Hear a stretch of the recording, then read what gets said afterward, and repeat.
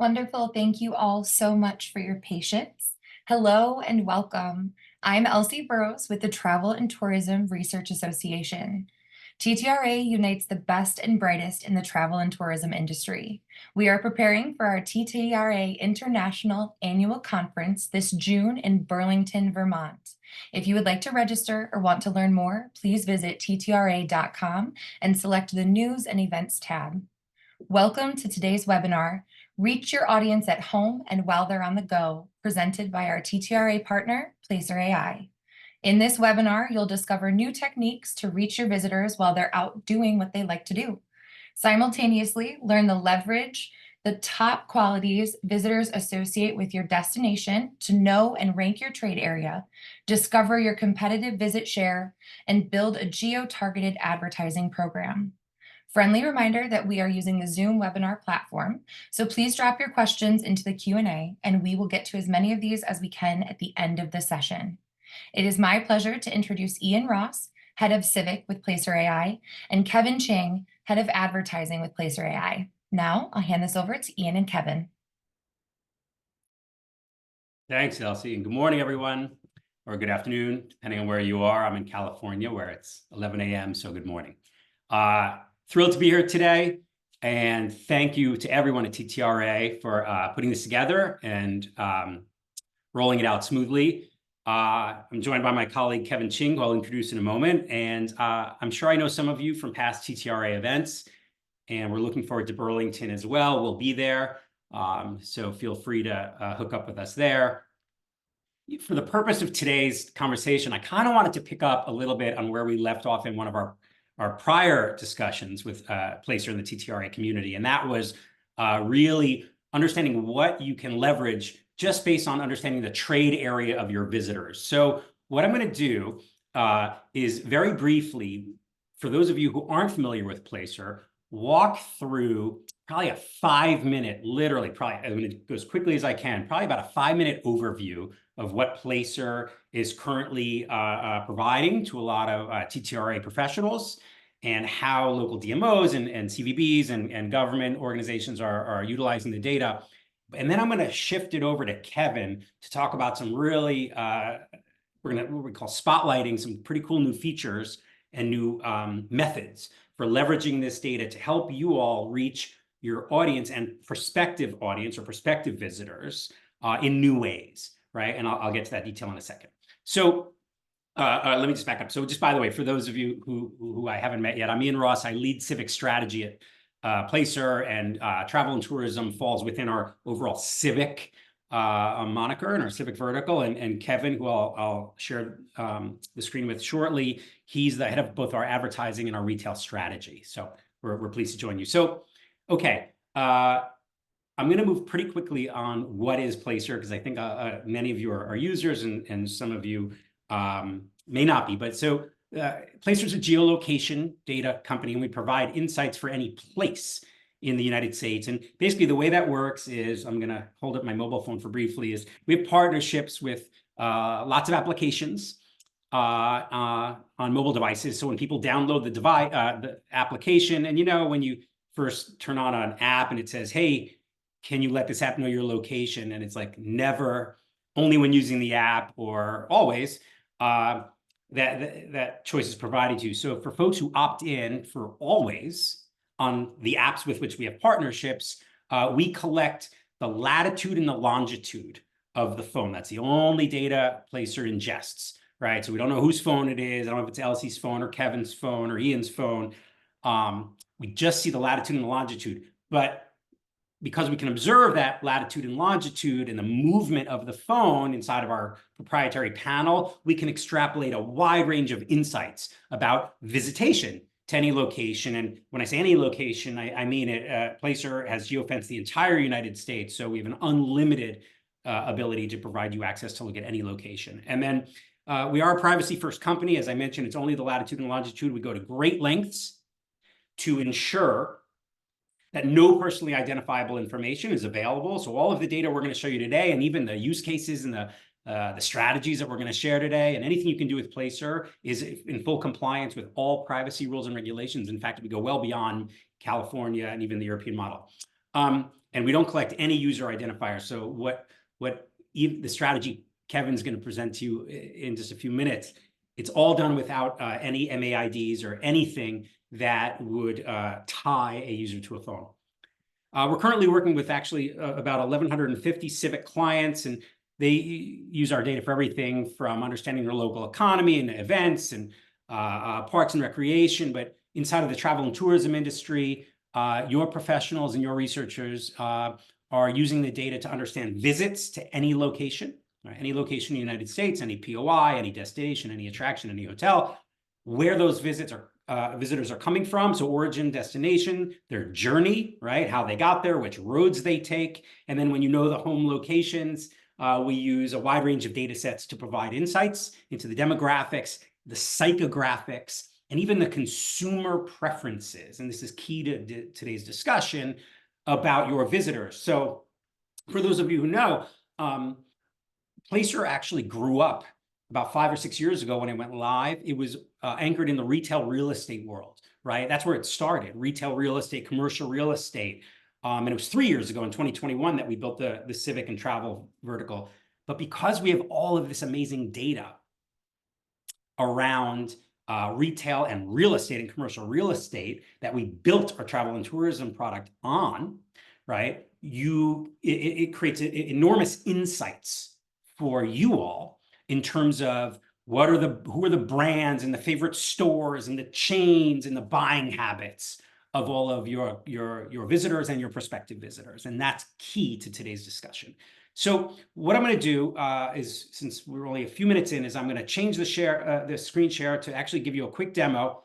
I'm going to make it very, very quick to remind, for those of you who haven't seen before, how Placer works.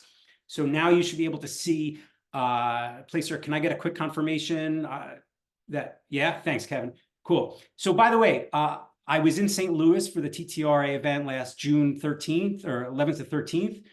And so I thought I'd zoom in on the gateway arch here. I just drew the POI, the point of interest. You can draw any shape you want. And what I'm going to do to show you how most travel and tourism researchers are using it is I'm going to change the date right away to, instead of looking at the last 12 months or even going back to 2017, which is when our data starts, I'm just going to ISO for just that period of time that we were all in St. Louis together, right? And just say, okay, so just those 2 days in June of last year, and I'm going to apply that to the Gateway Arch.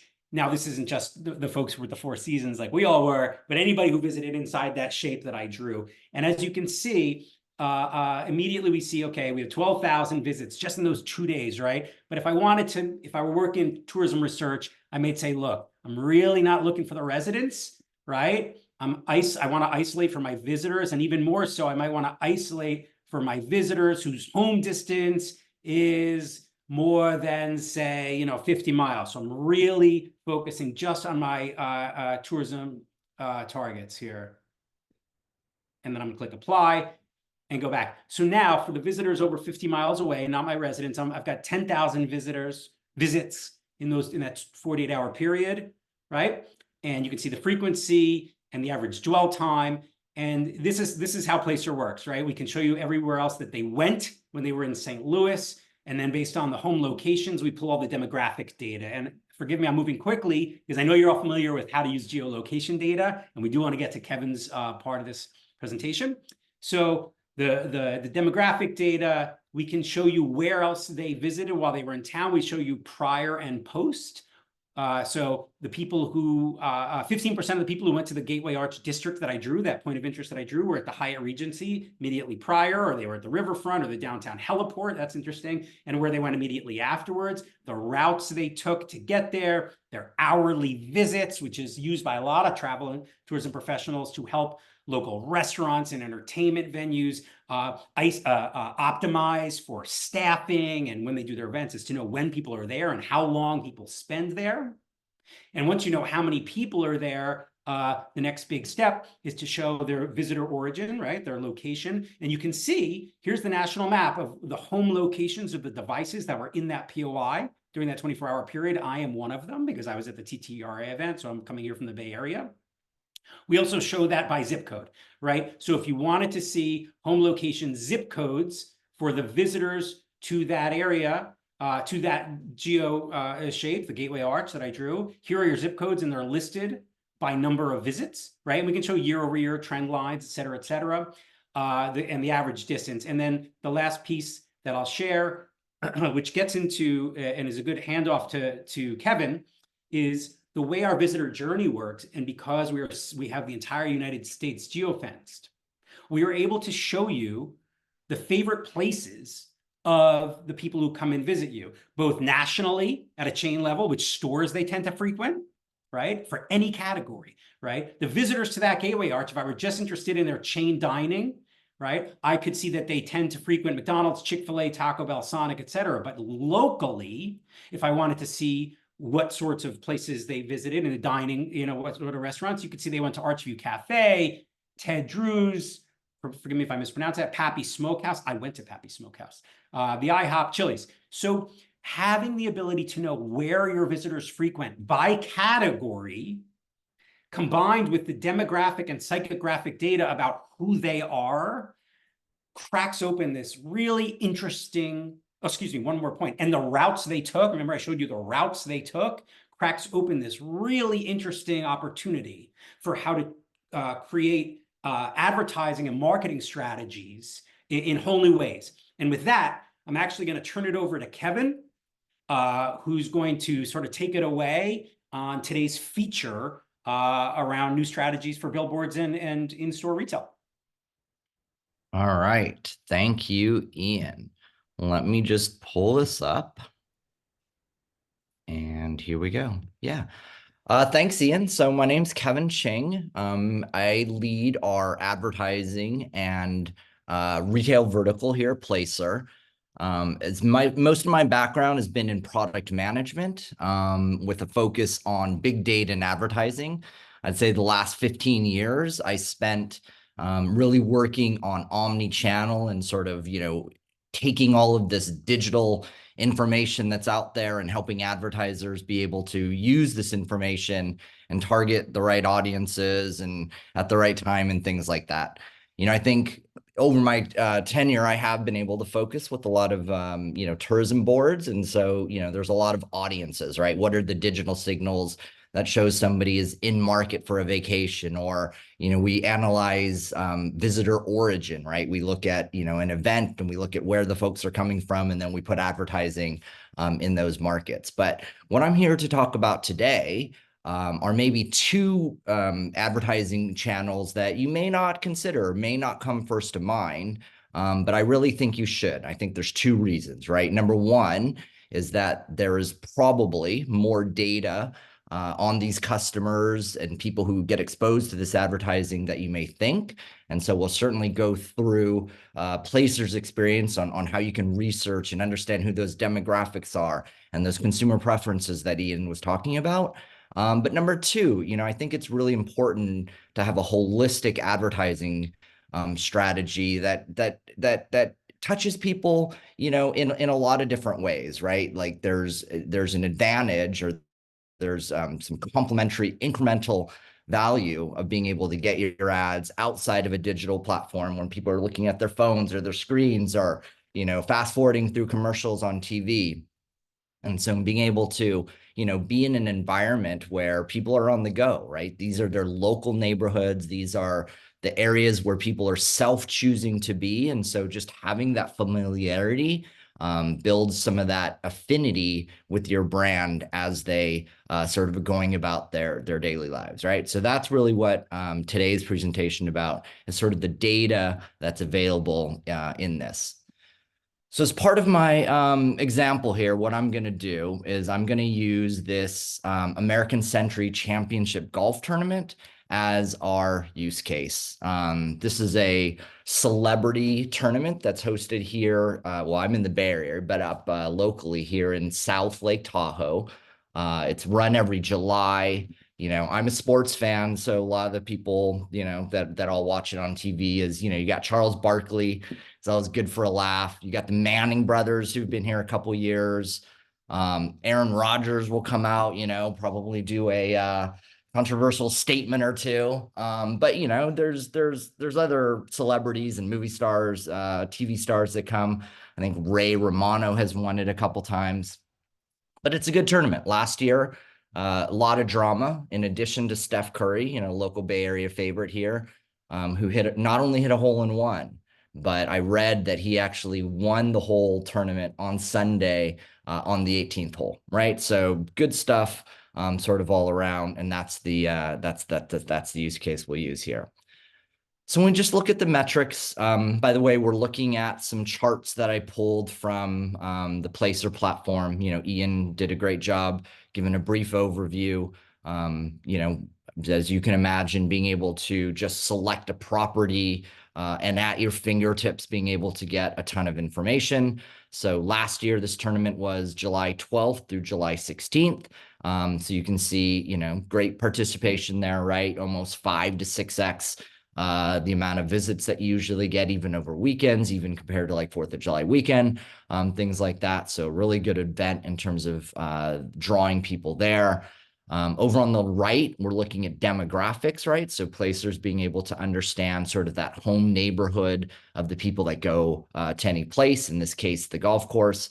You know, what I like about this is you can see those 3 segments that are over indexing, great disposable income, right? Booming, those boomers, a lot of confidence because, you know, they're sort of on the wealthier side, your power elite, and even those flourishing families, right?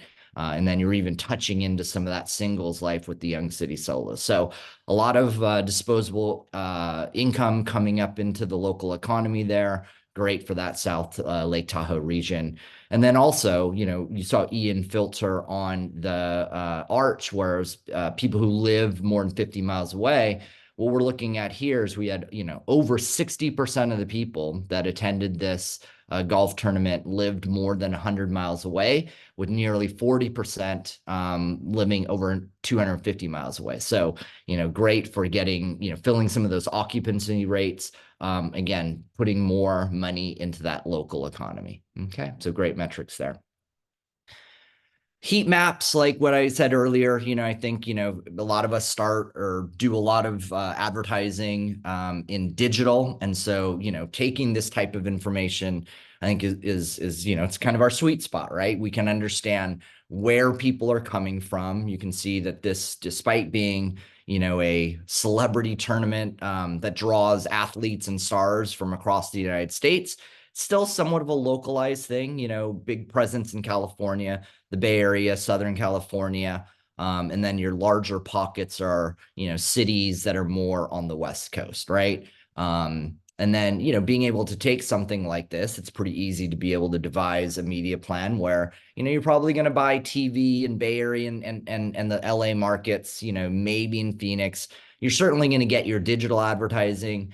You know, hopefully folks are used to Placer and being able to, and other providers as well, but, you know, being able to look at what are the home zip codes for the people that traveled to the event so that you can really focus in on those and use some of the digital tools that will focus it. And, you know, when I was just looking at the visitor map here, I see this sort of like boot looking zip code here in the Bay Area, one of the zip codes responsible for the most amount of visitors up to that Tahoe region, right? So just being able to do that, I think a lot of us can do this and take that and put it into those digital and maybe TV social campaigns for sure. But what I want to talk about today are 2, you know, media channels that you may not be thinking about. One is certainly on the news side, right? In-store retail media. This is the ability to get ads inside stores. And again, like, you know, as you're going out looking for a driver, as you are, you know, out, you know, buying your groceries at Whole Foods or something, right? Being able to, you know, catch a beautiful display, right? Some of the Volta charging stations, I don't know if people have seen those.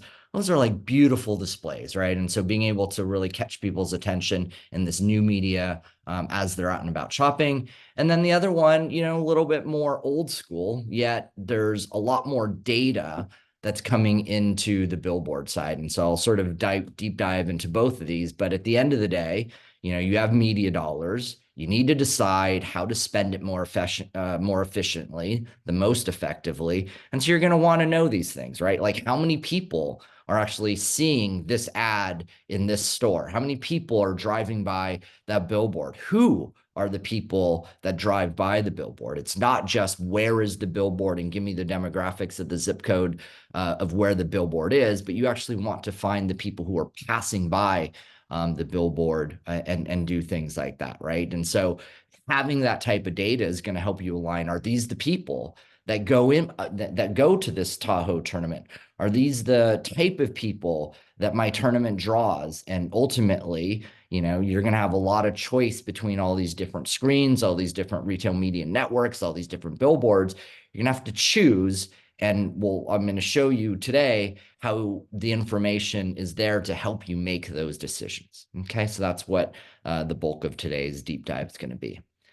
So first, we'll start on retail media networks. You know, just interesting fact. I don't know if, you know, for all the advertiser marketing folks in the audience here, you know, I know you're hearing a lot about retail media networks. I was just doing a little research because every time I look, it looks like the number's going up. But, you know, in the US, retail media networks are like 15% of all US advertising spend in general, right? So you take all of billboard, out of home, take all of direct mail, you double it, and that's what retail media networks are, right? So it's this really fast-growing, fast-paced media environment. And I said 15% of total spend, and it's already 20% of digital spend, right?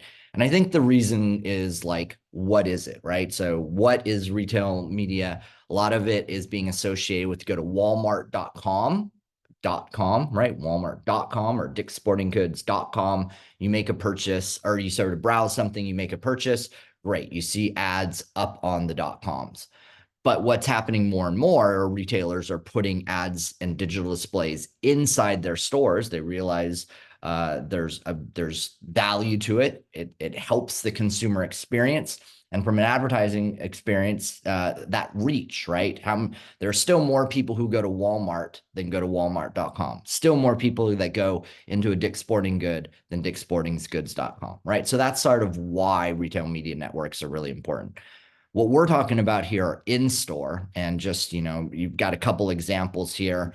I think my point here is that there are so many different networks out there that are really getting specialized, right? And so in the same way that you can buy golf.com, you can buy Dick's Sporting Goods retail media networks there, right? If you're looking for that fitness, folks, you know, Planet Fitness, there's a company called Atmosphere TV that's putting a lot of displays inside gyms, inside bars, inside sports bars, those types of things. So being able to reach those audiences. And then Tried and True, right? Whole Foods, great audience fit, demographic fit for this particular tournament, right? So that's what that is. So I'll go through quickly on this, but, you know, as Ian was mentioning, you know, being able to go into Placer. So this is an example of our dashboard again. You can see I just am focusing in on the San Francisco DMA, and I'm looking at 3 retail media networks, right? You got Whole Foods, you got Dick's, and then you got Planet Fitness. And so, you know, now you've got to sort of evaluate, right? You can see Whole Foods, you know, obviously with the number of people that go there on a regular basis over the last year, you're going to get a lot more visits, opportunities to see. You know, Dick's is a little bit less, Planet Fitness in the middle there. But really, you know, just getting eyeballs is not the only thing. Now you want to make sure that you've got that demographic and that consumer preference fit, right? So let's take a little bit of a look at this. What we're looking at here is a deeper dive into one of the top audience segments that go to Dick's Sporting Goods. Okay. This is a partner of ours that you can get within the UI. It's called Spatial. They have a audience segmentation scheme called Persona Live. The backbone of this is understanding, you know, from a geography point of view, right? So for this census block or for the zip code, what are the public geotagged social activity, right? So not in the same way that Ian was talking about, we don't have any MAIDs, we don't have any PII, we don't know actual devices.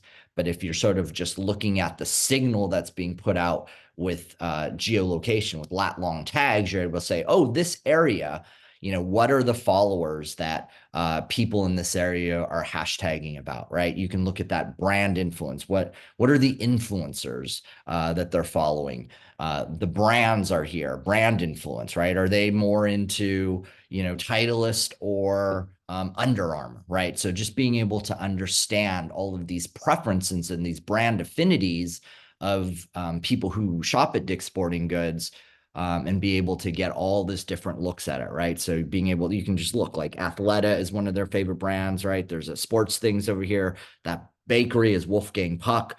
That's actually the paper store, so it just over indexes. You can see this is a really sort of like that thoughtful, caring crowd. And then you've got the restaurants. I don't know, it's coincidence, Tokyo Joe's, but poke bowls are a big favorite of mine, and I've been doing a lot of research on them, and just it's funny that they showed up there. I couldn't have predicted that. So that's a way of being able to look at retail media networks, understand, not only their trade area and their fit to make sure that's relevant for your brand, but also you can start getting a deeper dive into the type of people that are going to these stores that are being exposed to and make your decisions there. Okay. All right, just a couple more before we get to the discussion. So the next section here is I wanted to talk about out-of-home billboards. I'd say that one thing that's happening that I see a lot is sort of the digitalization of billboards. Here we've got an example, but if anybody who's been to Vegas recently, there's that beautiful curved billboard that's just right outside the Aria on the Strip. And, I think I've heard that, during certain events, that billboard surpasses a lot of the billboards even in Times Square for cost, right? Just or the value of it, because, it's such this beautiful display. It's right there. Vegas is on fire. You can't go there on any given weekend without there being 5 or 6 amazing events. And so, that there's this sort of digitalization of the out-of-home space. But, I think it's more than just paying for a fancy piece of real estate. It's really about, how do you make decisions, and how do you make buy the right boards? And so just a couple more slides here. What we've got here are some random billboards that we have here in the Placer platform. You can see over on the left, there's this thing called traffic pins. So in the same way that you can come into Placer and put in a property and get all the information about it, or you can put in a chain and get all the information about it, or put in, a city and get all the information about it, you can also put in these traffic pins, which are code words for billboards, and be able to do the research on that, right? So this is, I think, fairly unique to Placer. Like Google Maps, we are understanding that people, when they're on a road, we understand, where they're sort of like going from point A to point B, and therefore we can understand if they passed a billboard, we pass it on the way that the billboard's passing, and things like that. So really accurate impression counts and demographics. So, I chose a couple, right? Let's choose some random billboards. The ones that jump out at me are this Bayshore Boulevard one here, 50 million impressions over the course of the year. This is a billboard that's up on the 101 as you go back and forth between San Francisco and the airport. Gets a ton of traffic. All the people that live in the Bay Area driving down to sunny, Silicon Valley are going to pass that. So, you may think that that's a great one just in terms of the number of impressions. You probably pay for it, right? Contrast that with something like the Danville one, significantly less in the East Bay, and a little bit more, suburbs, right? So just being able to understand and compare all of these boards side by side. You can also do that on demographics. So I've just honed in on these two. We could have done it for all of them. You start looking at the demographics, you got that power elite, you got that booming with confidence, less so on the flourishing family and the young city solos. And so, more indexes on, 2 of the 3 of the top ones. And then this one sort of had that 1.5, right? So if we're just doing a comparison. But I think the thing that really stood out to me is when I started looking at the home locations of the people that pass the different billboards, what you can actually find is this boot-shaped, Italy zip code again, that really indexes high on the Danville one. And so, you know, if I was sort of making a media decision, given the pricing side by sides, given the really strong demographic correlation, as well as this overlap of one of the top zip codes driving traffic to the golf event, you know, this is a way of sort of like, you know, in my eyes, the sort of scales tip there, right? So that's just an example of how we've looked at billboards, getting the different types of information you can get on it, make sure it aligns with your event. We do the same thing with the in-store retail media network. So just to sum it up here before we open it up for questions, you know, consider in-store retail media and billboards. You know, I think 3 top reasons for me would sort of be that incremental reach, right? So that incremental reach beyond what you're getting in digital. There's certainly no data. There's no data gap here. There's no data void, right? These are new and sort of more traditional channels. But as I've shown, at least Placer is going to give you a lot of information that you can use to make those decisions so that you're buying the right inventory. And lastly, you know, I think that it just, you know, can't go unsaid that as people are self-choosing and as they are, you know, going about their daily lives, you know, there's a bit of familiarity, and with that familiarity comes affinity, right? So being able to put these ads in the places where people are spending their weekends, spending their own time, you know, just there's that affinity and familiarity with the brand, which is something that you want to create. So that's it here. I think the idea now is we will open it up for questions.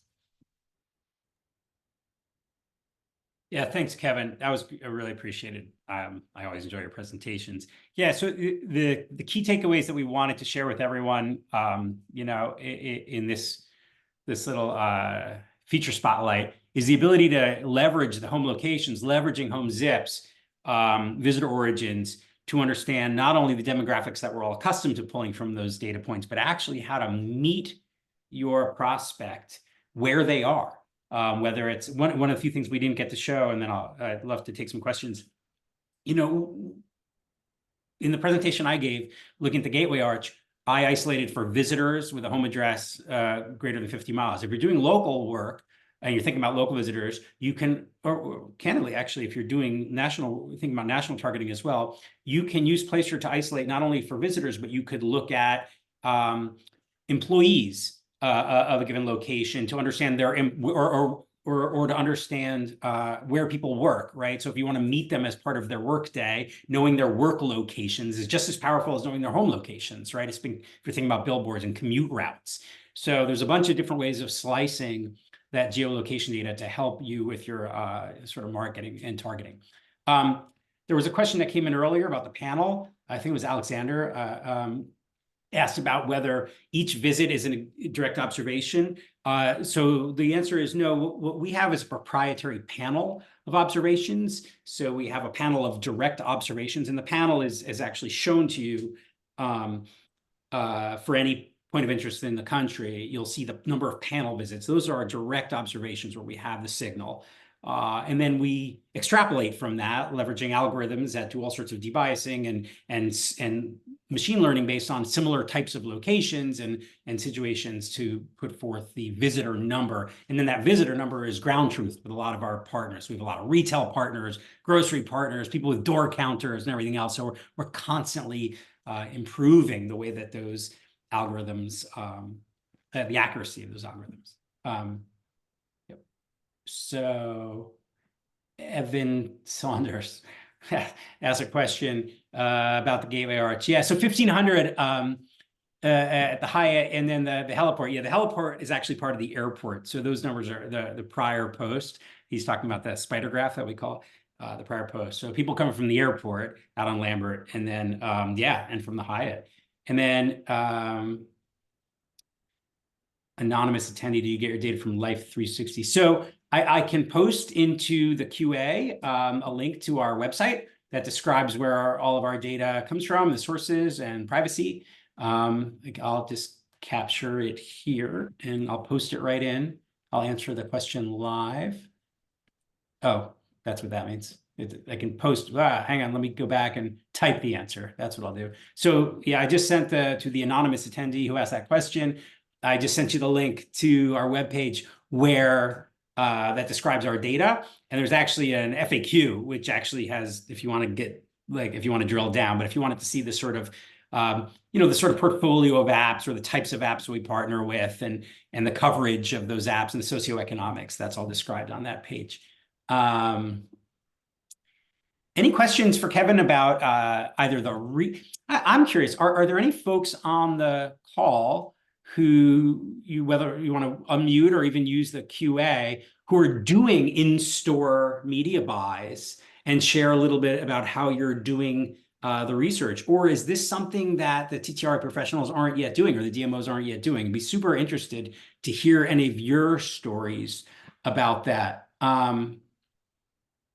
So feel free to unmute if you want to do that. In the meantime, I'll address Allison's question. Any upcoming Placer webinars or resources to dive more into studying traffic pins for outdoor advertising?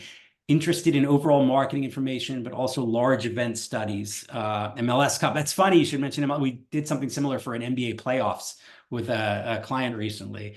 Concerts. Yeah, Allison, I would suggest, so I don't know, Kevin, is there an upcoming webinar on your advertising strategy around billboards that you know of? We don't have anything planned now, but it sounds like there might be interest, so that'd be a good thing for us to think about.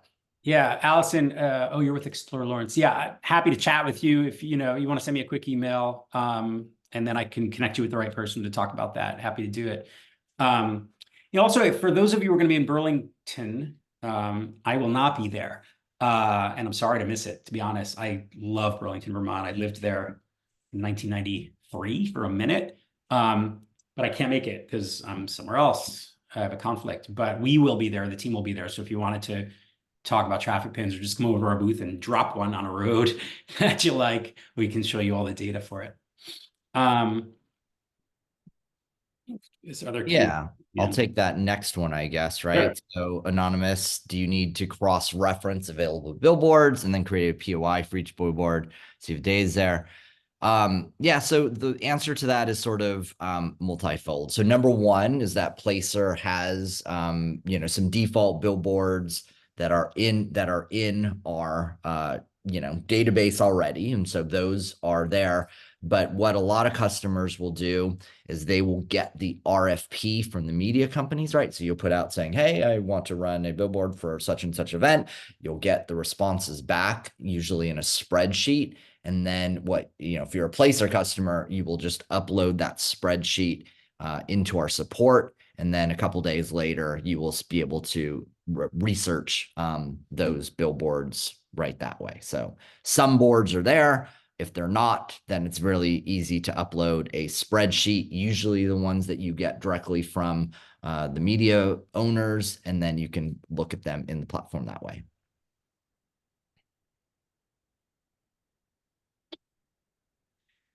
The next one. Thanks for the feedback. Ian put out a question. Oh, sorry. I think I'm not getting pinged. Go ahead. Okay. There was we got one survey response around this particular DMO. Oh, yeah, cool. Not using retail media, but definitely sees some answers. So the question is where do you start? So the place to start, there's a couple different places. If you are doing programmatic buying, or if your agency is doing programmatic buying, a lot of the in-store retail media is going to be available on Vistar Media. So that's the Vistar exchange. That's where a lot of it is going.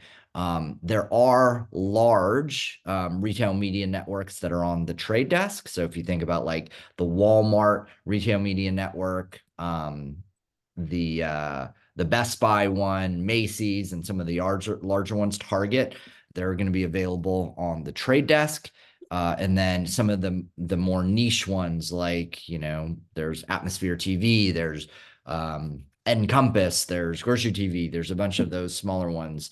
You can either research them, or if you want to just reach out to us, we can certainly put you in contact with a lot of the companies that we work with and that we know about. Yeah, I mean, honestly, I think I've been to, for the last 3 years, I've been to all the TTRA events, and DI event and IPW, well, that wouldn't really be where I'd see it. And I don't think I've seen any session on in-store retail, even on the agendas. I mean, maybe I might have missed it, but I think it would have been of interest to me. I would have caught it, but I haven't seen it. So that's why we thought this would be a good place to share it. And if there is interest in this, we'll hear from TTRA. Maybe we do a session at an upcoming TTRA event, and Kevin can actually sort of go through the step-by-steps for how DMOs can start to think about this as an opportunity for go forward. We could probably do sort of like a working session on how to understand how to put this type of a strategy in place. And we'll talk to TTRA about that.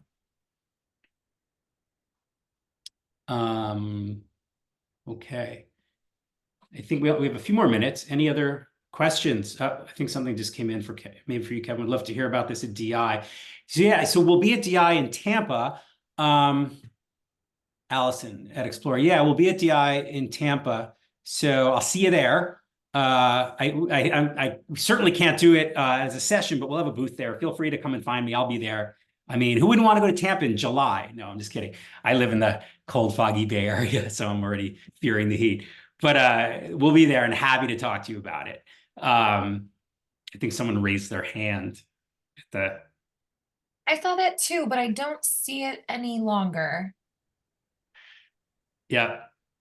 Yeah, I mean, it's a cool, what I like about this so much is it is like a foil for, I mean, look, we're a company that is grounded in the physical world, right?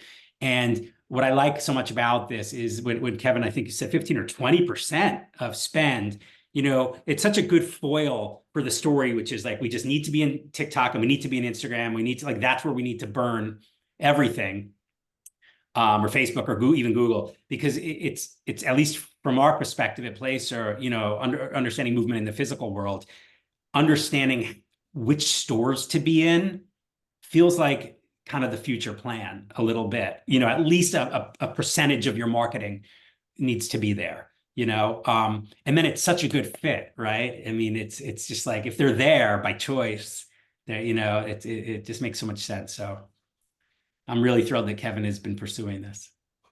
And yeah, what I'll add is that the displays are beautiful. I mean, I don't know if anybody has seen one of those, they're cooler screens, but there's some stores where you get on the cooler, it could be like 20 degrees outside, but you're going to want that ice cold Coke because it's just like there's these beautiful digital images. So they're really, they're because it's a new offering, they're really making sure that experience is powerful. It's funny. I was in Vegas. A bunch of us were last week for ICSC, a big retail trade show.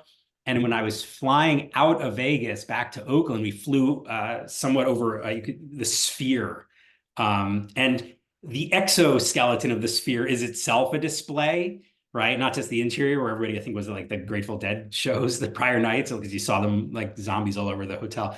But and I was thinking about the fact that everybody who flies into Vegas, that's the first billboard they see is like the exo display on the Sphere. Because I took a couple photos they had like googly eyes on it. It was really cool. So yeah, and then I thought of this webinar. It was like, wow, that's the first thing I saw. That would be a great place for an ad for everybody flying in. Okay, Allison. Yeah, Allison, I'm happy to reach out to you and connect with you in Tampa. In fact, we're going to be hosting drinks in Tampa. So if there are, by the way, if you managed to stay this long, hey, we are going to be in Tampa at DI. And I think Tuesday is a big opening night, right? So Wednesday, hit me up. Ian.Ross, here, let me put it on the screen, Ian.Ross@Placer.ai. Because we're going to host a drink, like a happy hour on I think at the hotel rooftop bar. And if you want an invitation, hit me up and I'll send you one. Let me share my screen really quickly so you know how to do that. And I'd love to chat about just this while we're there. So yeah, if you're going to be in Tampa, this is like a last second plug, and you'd like a couple of drinks on Placer, send an email to me, ian.ross@placer.ai, and I'll send you an invitation to join our little rooftop bar. Kevin, maybe I should drag you to across the country in a couple of weeks. You want to talk about this at DI? Hey, I live in the Bay Area too. It's cold over here as well. All right, if you want to do it, when you email me for a ticket to our drinks, let me know if you want Kevin to attend and talk to you about retail networks and retail media, and I'll bring him to Tampa. I'm serious. The TTREs are great shows. It's like just really good conversation, Kevin, with like it's like no other show. It's just a very casual and informative discussion with a bunch of people who really like data. You'll love it.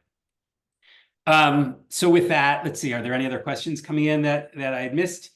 Looks good. So Elsie, I feel like we've done what we set out to do. And if there are some closing remarks from TTRA, I'll just take a moment to thank you all at TTRA for putting this together, doing the outreach, letting everybody know what's happening. And then, of course, I'm going to thank my colleague, Kevin, for coming on and talking about the retail and billboards as, the next frontier. Well, thank you both so much. This was fantastic. I love that we've made plans for the future. And I would like to thank everyone who has attended. If you have any further questions, you're always welcome to reach out. TTRA members will receive free access to this recording in the coming days. Non-members are able to purchase this recording for $30. Thank you all again and have a wonderful day. Thanks all. Thank you all.